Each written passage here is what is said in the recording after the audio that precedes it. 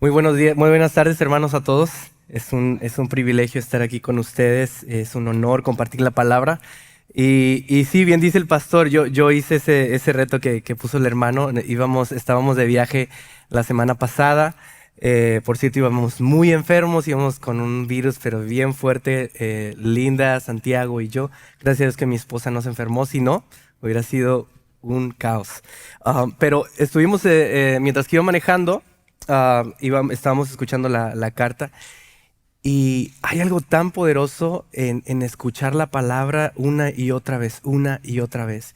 Y incluso algo más que les puedo decir y les puedo animar es de que memoricen la escritura. Hay algo tan poderoso cuando necesitamos esa palabra de aliento en dificultades que sucede cuando estamos ahí en medio, en el momento más bajo, y recordamos la palabra, el Señor nos levanta. Entonces, por esa razón es tan importante que nosotros vayamos a la palabra y recordemos todos los días quiénes somos en Cristo Jesús.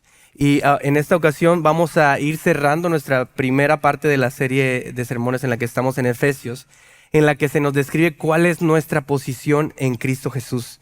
Y no solamente de forma individual, pero también colectiva. Entonces, esto nos va a dar un gran ánimo a nosotros para seguir, no solamente como creyentes, como seguidores de Jesús, pero también como iglesia, como un cuerpo.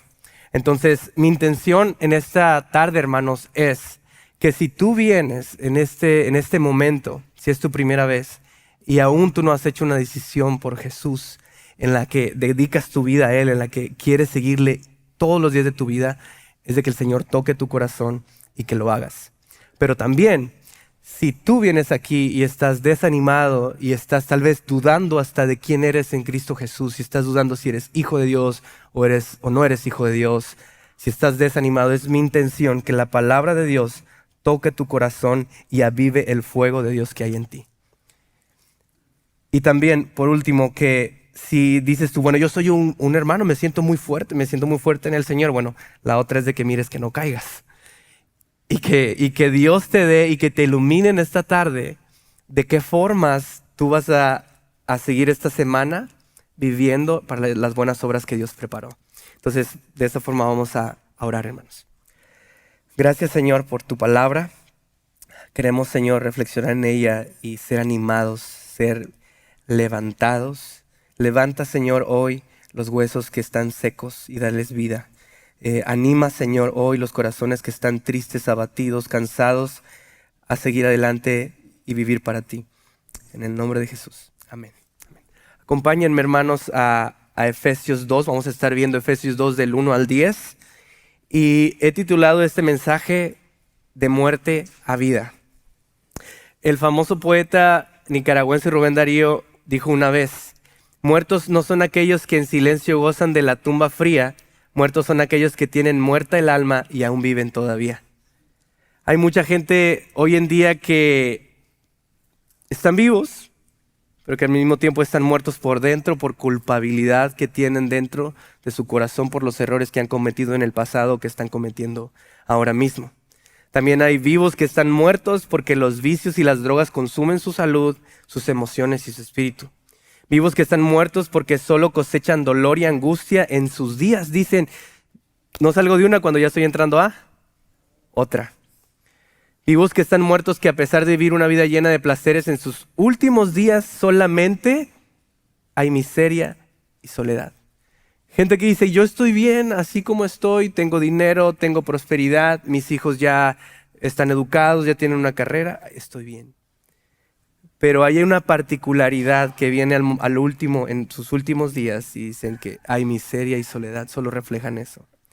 Hay vivos que están muertos, es decir, separados de la verdadera vida, pensando que hay una mejor vida, que no hay una mejor vida que la que ellos gozan ahora mismo. Y precisamente para este tipo de personas, ¿saben qué? Vino Cristo. Cristo vino para dar vida, para liberar a los que están presos y ciegos por el pecado. Pablo en esta carta nos quiere a nosotros, como hijos de Dios, quiere venirnos no solamente a nosotros a decirnos que tenemos vida, sino a qué tipo de vida nosotros tenemos acceso. Entonces, en esta carta, lo que él quiere que los creyentes tuvieran es un conocimiento completo de lo que significaba la salvación que tenían, la que habían recibido. En Efesios 3:13, más adelante vemos que los creyentes se sentían muy tristes y abatidos por las prisiones que tenía Pablo. Estaba encarcelado. Y también ellos tenían un conocimiento bajo, es decir, experimental, del amor de Dios y del amor de Cristo hacia ellos. Y por último también vemos que parte del contexto de esta carta es de que había muy posiblemente falsos maestros que estaban tratando de desviar a la iglesia, haciendo que la iglesia no se gozara y se desviara de los propósitos por los cuales fueron salvados por el Señor. Y hoy en día, hermanos, no estamos tan alejados de esa realidad que vivía la iglesia en Éfeso. Hay tanta distracción, y no hablo de redes sociales, no hablo de filosofías, hablo de personas que usan la palabra de Dios y que distraen al pueblo de Dios de la verdadera vida en Cristo. Y es por eso que notamos en Pablo, hermanos, Pablo tiene un gran corazón. Y sí lo admiramos a Pablo y decimos, wow, el gran Pablo, ¿verdad? Pero Pablo tenía un corazón quebrantado por Dios y un corazón que entendía el amor de Dios y de dónde Dios lo había sacado a él. Entonces, por eso Pablo ora y dice que él ora para que los creyentes, para que Dios le alumbre el entendimiento a la iglesia y para que sepan cuál es la esperanza a la que habían sido llamados, hablando de la salvación, y cuáles riquezas, es decir, las promesas de Dios y el poder de la resurrección que opera en nosotros en Cristo Jesús. Ahora, antes de leer el texto juntos, vamos a ver cómo explica Pablo la salvación que hemos recibido. Vamos a leer, por favor, acompáñenme conmigo y tal vez lo van a ver aquí en la pantalla. Yo estoy leyendo de la Nueva Versión Internacional. Efesios 2, 1 al 10, vamos a leerlo. Dice: En otro tiempo ustedes estaban muertos en sus transgresiones y pecados, en los cuales andaban conforme a los poderes de este mundo. Se conducían según el que gobierna las tinieblas, según el espíritu que ahora ejerce su poder en los que viven en la desobediencia. En ese tiempo ustedes también todos nosotros vivíamos como ellos, impulsados por nuestros deseos pecaminosos, siguiendo nuestra propia voluntad y nuestros propósitos. Como los demás, éramos por naturaleza objeto de la ira de Dios, pero Dios, que es rico en misericordia, por su gran amor por nosotros, nos dio vida con Cristo. Aun cuando estábamos muertos en pecados, por su gracia ustedes han sido salvados. Y en unión con Cristo Jesús, Dios nos resucitó y nos hizo sentar con Él en las regiones celestiales, para mostrar en los tiempos venideros la incomparable riqueza de su gracia, que por su bondad derramó sobre nosotros en Cristo Jesús. Porque por gracia ustedes han sido salvados mediante la fe. Esto no procede de ustedes, sino que es el regalo de Dios, no por obras, para que nadie se jacte. Porque somos hechura de Dios, creados en Cristo Jesús para buenas obras, las cuales Dios dispuso de antemano a fin de que las pongamos en práctica. Amén. Lo primero que vamos a ver, hermanos, y que vamos a aprender es cuál era nuestra condición antes de estar en Cristo. Y es de que nosotros dice la palabra que estábamos muertos en delitos y pecados. Esa era nuestra condición. ¿Y saben cuál es el horror de nuestra condición? Es de que sin Cristo, hermanos, sucedía en nosotros lo que dice Romanos 3:11. Dice que no hay quien entienda ni quien busque a Dios. Éramos incapaces de buscar, de estirar nuestra mano para que Dios nos alcanzara. Hay quienes dicen, yo vine a Cristo a tal edad. Bueno, en mi caso, a los 14 años. Pero saben que en realidad Cristo es el que vino a ti. Cristo es el que te vino a rescatar de donde estabas. Y esa muerte en delitos y pecados, estamos hablando como que si estuviéramos en una fosa inmensa, un ataúd inmenso, insaciable que nos atrapaba y que nos retenía para siempre. No había manera de salir de ahí. Y entonces Pablo explica a los creyentes en Éfeso que esa era la condición que ellos tenían. Estaban judicialmente declarados enemigos de Dios y muertos, incapaces de relacionarse con Dios. Así estábamos nosotros. Legalmente era lo que merecíamos, porque habíamos roto la ley de Dios y habíamos cerrado al blanco también, porque al hablar de que estábamos muertos en delitos, habla del aspecto judicial de nuestra condena, pero en los pecados habla de nuestro aspecto en la relación con Dios. Es decir, habíamos cerrado al blanco. Por más que queríamos nosotros hacer las cosas bien, no dábamos en el blanco. El segundo aspecto que vemos, hermanos, en el versículo 2, dice la Escritura que nosotros andábamos conforme los poderes de este mundo y que nos conducíamos según el espíritu que ahora ejerce en los que viven en desobediencia. Dice la Escritura que andábamos conforme al príncipe de la potestad del aire. Y hay una gran riqueza en el idioma en el cual fue escrito la palabra de Dios. Y esta palabra que se usa para hablar del príncipe hace referencia a un magistrado gobernante y se usa mucho en el Nuevo Testamento. Y al hablar del diablo como el príncipe de este mundo, el Señor Jesús se limitó a mostrar que estaba derrotado antes de comenzar la batalla. Pero Pablo, fíjense lo que dice aquí. Pablo dice aquí que Jesús es el príncipe de la potestad del aire, la principal autoridad en el reino de las tinieblas. Y entonces en este versículo 2, Pablo está resaltando algo más que un solo estado de muerte de los creyentes, sino que también le dice a ellos que ellos andaban. Es decir, tal vez algunos de ustedes, bueno, todos tenemos conocimiento, ¿verdad?, de los zombies, de los caminantes, ¿no? Y en realidad así era uno. Y puede decir, bueno, hoy en día hay algunos cristianos que parecen zombies también. Pero en realidad eso éramos. La palabra aquí que dice andábamos, andaban, en el idioma en griego, nos da a entender que esta palabra denota el hecho de que los creyentes se encontraban continuamente andando alrededor de un lugar a otro sin propósito alguno, sin fin alguno. Es la misma palabra que se usa en primera de Pedro 5:8 para hablar de Satanás como el león rugiente que anda buscando a quien devorar. Entonces nosotros que antes estábamos muertos en delitos y pecados, así andábamos, hermanos. Para allá y para acá, como caminantes, sin rumbo alguno, errando al blanco y sin propósito. Entonces, nosotros vivíamos en nuestra propia manera de pensar, en nuestras propias decisiones. Éramos hijos de desobediencia, íbamos contra la voluntad de Dios.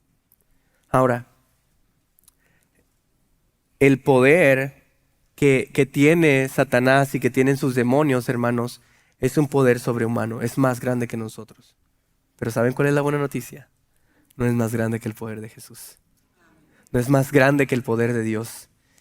Sí es sobrehumano, pero es limitado. Es tan grande que solamente el Señor Jesucristo pudo vencerlo en la cruz. Es tan grande que solamente en esa resurrección el Señor finalmente pisó la cabeza de la serpiente y tuvo victoria sobre la muerte y sobre el pecado. Pero tiene poder y aún opera en los hijos de desobediencia. El diablo preside sus ejércitos de demonios y trabaja en los hijos de desobediencia, tratando de ensanchar su imperio, sometiendo y tiranizando a sus súbditos hasta que todos perezcan en destrucción eterna.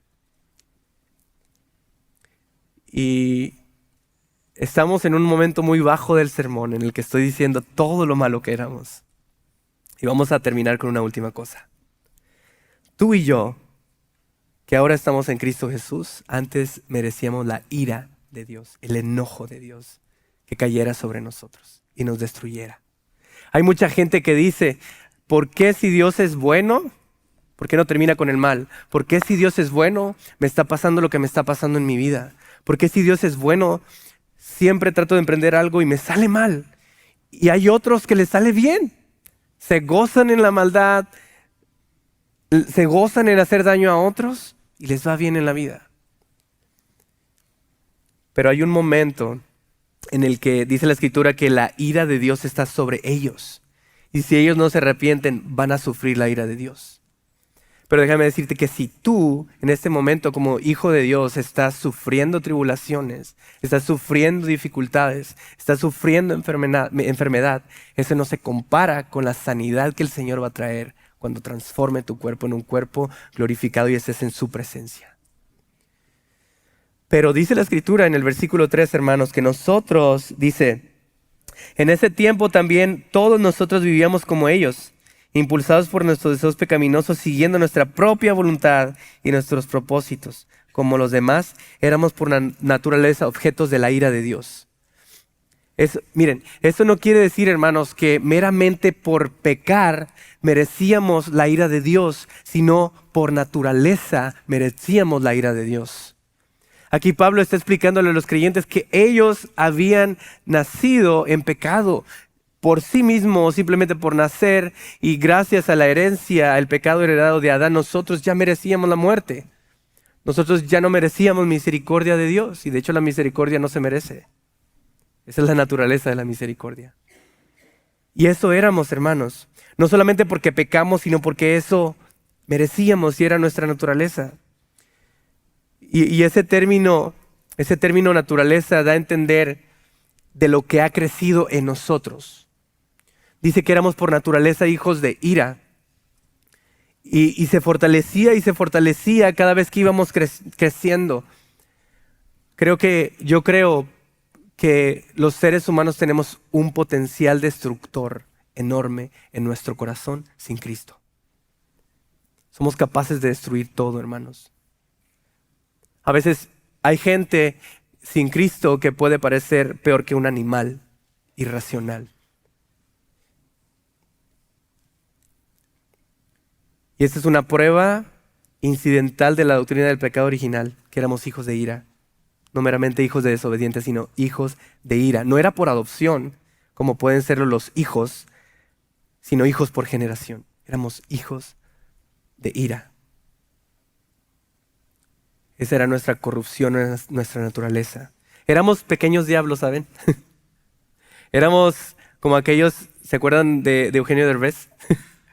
que estaba ahí en su show, ¿verdad? Y estaba el diablillo ahí rojo y se emocionaba cuando los demás caían. Bueno, así éramos nosotros.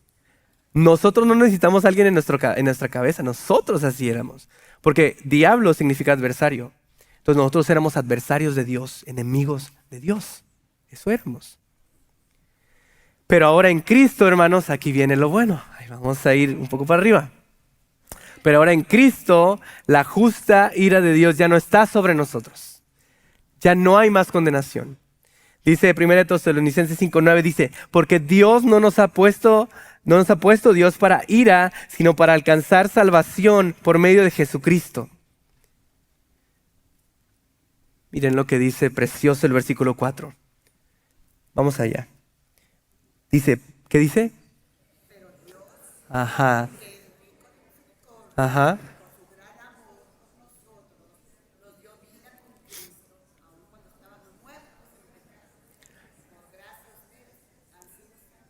Hermanos, esa es nuestra historia, no solamente en el momento de que Dios nos salvó, pero es nuestra historia diaria.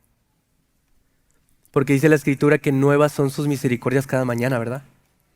Y sí, el Señor nos salvó e intervino y dijo, ok, mi hermano Gilberto, mi hermano José Luis, Chan, iban directo al infierno, pero Dios. Ese es el cambio que Dios hizo en nuestras vidas, en aquellos que hemos venido a Él. Pero Dios. Y cada mañana, hermanos, cada mañana dice la Biblia que son nuevas sus misericordias.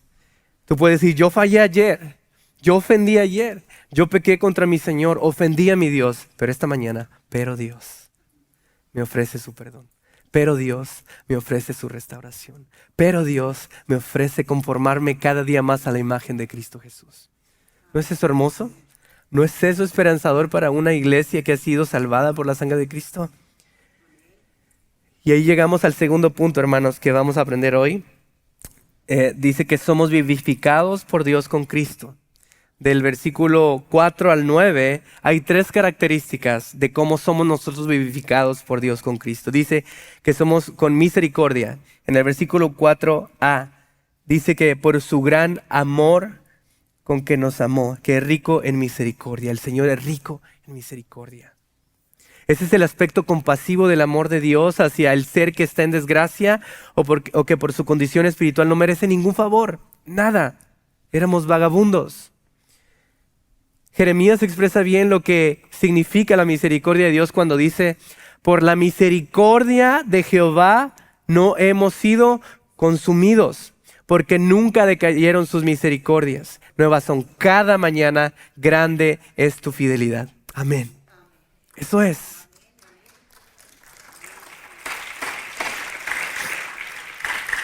Ahora, hermanos, eso no nos da a nosotros como cristianos lugar para ser cristianos arrogantes viviendo la vida cristiana.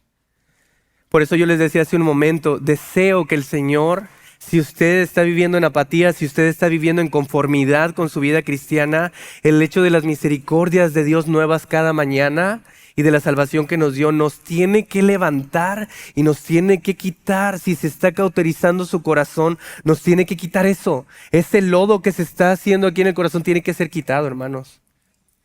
Si no, cuidadito con ese Dios que tenemos, Porque dice la Escritura, cuidado al caer en manos de Dios, del Dios vivo, ¿verdad? Entonces, con amor les digo, hermanos, levantémonos. Si usted está desanimado, si usted está medio apático, levántese en el nombre de Jesús.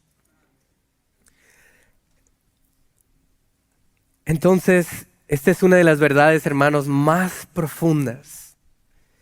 Por un lado, el Señor nos extiende su misericordia, pero por otro lado nos libra de la muerte eterna. Él nos está dando tiempo. Si tú estás acá y aún no has hecho una decisión para seguir a Cristo, Él te está dando tiempo para que te arrepientas, pero Él te ama y te muestra ahora cómo es el Dios de amor al que nosotros servimos. Pablo dice, por su gran amor con que nos amó, amor que se mostró enviando a Jesús para que muriera por nuestros pecados. Esta es una de las verdades más profundas de nuestra salvación, incomprensibles.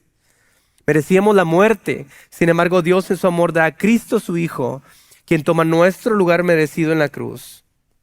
Esa es la mayor expresión de amor en el universo.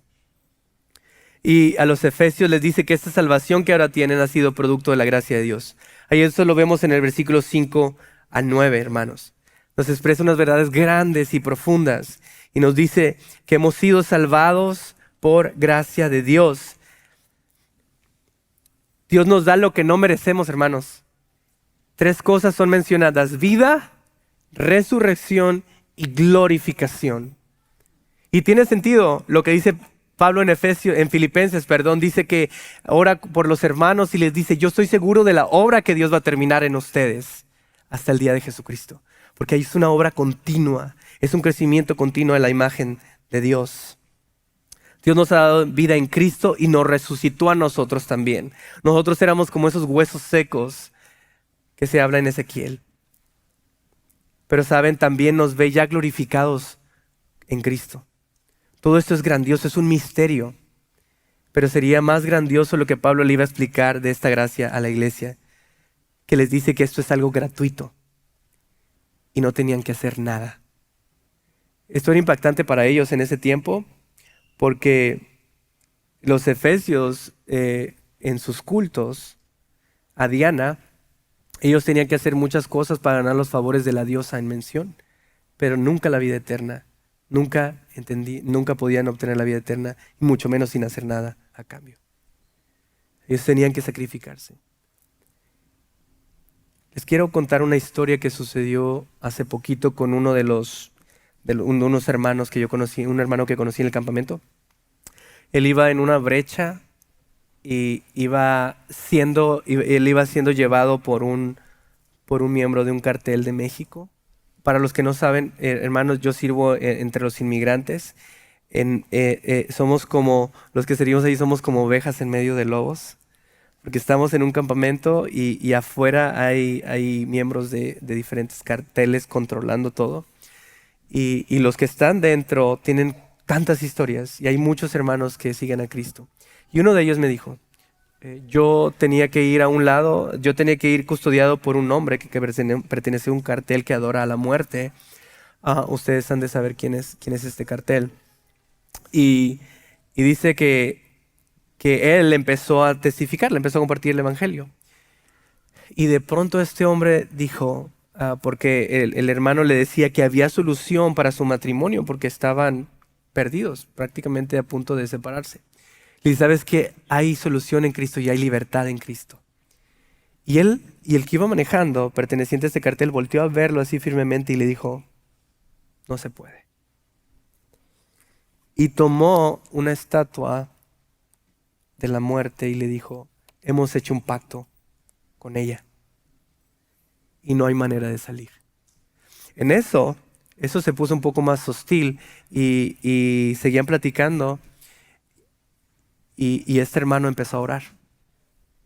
Porque el hombre le dijo, ¿sabes qué? Te voy a llevar a mi casa, tenemos un altar con un animal de esos de 2 metros para que pasemos la noche ahí y vamos a continuar después. Entonces empezó a orar el hermano y el coche, dice que empezó a caerse una pieza del coche y luego de pronto se apagó el coche y el hombre volteó y le dijo, estabas orando, ¿verdad? Pero el hombre estaba serio. Y el hermano estaba orando y orando para que pues no sucediera eso. Le dijo, Señor, yo soy tu hijo. Señor, yo soy tu hijo. Y no me dejes pasar por eso. Al final, al siguiente día fueron por él y lo dejaron en su destino y no fue a ese lugar. Pero, ¿cuál es la enseñanza, hermanos, para nosotros? El poder de Dios es más grande que cualquier poder demoníaco alrededor de nosotros.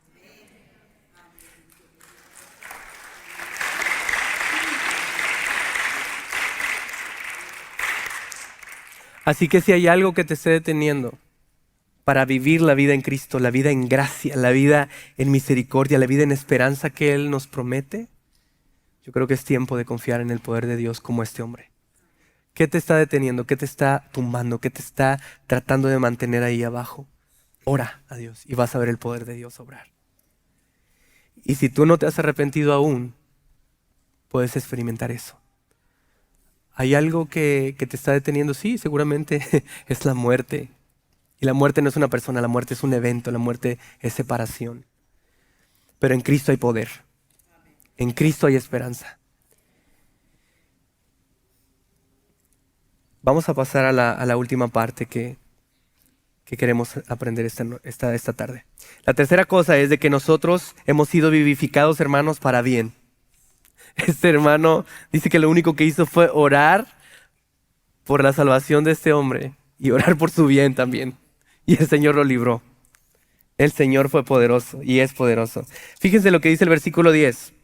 Dice, ahí voy para allá, no veo bien. Dice, dice, porque somos hechura de Dios, creados en Cristo Jesús para buenas obras, las cuales Dios dispuso de antemano a fin de que las pongamos en práctica. Hay 3 cosas aquí que vamos a ver. La primera es de que hemos sido hechos por Dios. La segunda es de que hemos sido creados en Cristo para buenas obras. Y la última es de que hemos sido creados para vivir en obediencia. Pablo aquí determina explicar que la salvación de la cual los efesios tenían, ellos también habían sido receptores, dándoles a entender que habían sido salvados con propósito. No hemos sido salvados simplemente para estar sentados, no hemos sido salvados para contemplar solamente, hemos sido salvados para vivir en obediencia a Jesús. Si bien antes nosotros no teníamos propósito para existir, pues estábamos muertos, ahora en Cristo ha sucedido algo grandioso. Se nos explica que ahora somos hechura de Dios. Fíjense que esta palabra hechura tiene una connotación preciosa.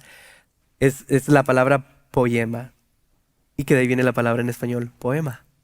¿Sabe que usted es un poema de Dios? No había vida, no había ninguna atracción en ti. Hermanos, son guapos, son chulos, pero lo que quiero decir, espiritualmente no había ninguna atracción en ti. De Jesús hacia ti, de Dios hacia ti. Pero bueno, ahora Cristo está en ti y eres precioso para Dios. Eres un poema de Dios. Y esa palabra designa un profundo significado, es decir, que eres manufacturado por Dios. Eres un diseño producido por un artesano, pero sabes, ese artesano es el creador del universo, es el arquitecto del universo y el sustentador del mismo. Antes de nuestra conversión, nuestras vidas no tenían ni rima ni razón. La conversión nos trajo equilibrio, simetría y orden. Nosotros somos el poema de Dios, su obra de arte. Esta es la parte grandiosa de la verdad de la salvación. Hemos sido confeccionados ahora en Cristo. Dios se ha tomado el tiempo de moldearnos con sus manos porque Él tiene algo en mente para nosotros. Por eso Dios dice también en Jeremías 29:11 que Él sabe bien los planes que tiene para nosotros. Planes de bien y no de calamidad para darnos un fin que esperamos. Los planes de Dios son mejores que los tuyos. Los planes de nosotros se quedan en esta esfera terrenal, pero los de Dios trascienden la eternidad. Dice la Escritura en Tito 2:4, dice que acerca de nuestra salvación, dice, quien se dio a sí mismo por nosotros para redimirnos de toda iniquidad y purificar para sí un pueblo propio, celoso de buenas obras. Y dice también Pablo, y vestidos del nuevo hombre creados según Dios en la justicia y santidad de la verdad. Por eso aquí dice, Dios preparó esas obras de antemano para que andemos en ellas, hermanos. Dios las hizo.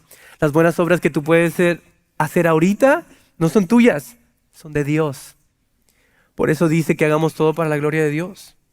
Y esa es mi invitación para ustedes, hermanos. Dios nos creó para bien. Si hay algo que te cuesta a ti en las buenas obras, ¿sabes qué? Eso quiere decir que lo quieres hacer en tus fuerzas. Pero quiero pedirte esto, hermano. Ora a Dios. Y como quiere Dios a ti en esta semana usarte para buenas obras. Esas que son difíciles para ti, pero que como Dios las preparó para ti van a ser fáciles en el poder del Espíritu de Dios. Y de esta forma quiero terminar, hermanos. Hechos 2:24 dice lo siguiente. Sin embargo, hablando de Jesús, sin embargo, Dios lo resucitó, librándolo de las angustias de la muerte, porque era, escuchen esto, porque era imposible que la muerte lo mantuviera bajo su dominio. Hablando de Jesús. Y ese mismo poder de la resurrección que actuó en Jesús es el mismo poder que actúa en ti, en Cristo Jesús. Y quiero animarte, hermano. ¿Cómo vas a responder hoy al Señor? Es mi oración que Dios avive el fuego del Espíritu de vida en tu vida. Es mi oración que estés dispuesto a ser usado por Dios para buenas obras. Y si tú estás aquí y aún no has decidido seguir a Cristo, mi oración es de que hoy puedas responder a Él en fe. Quisiera pedirles, hermanos, que nos pongamos de pie.